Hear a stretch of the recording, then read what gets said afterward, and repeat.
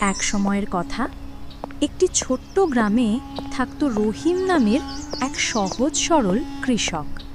সে খুবই পরিশ্রমী ছিল, কিন্তু তার জীবনের সবচেয়ে বড় সঙ্গী ছিল ছাগলগুলো ছিল কিন্তু তার জীবনের সবচেয়ে বড় সঙ্গী ছিল ছাগলগুলো।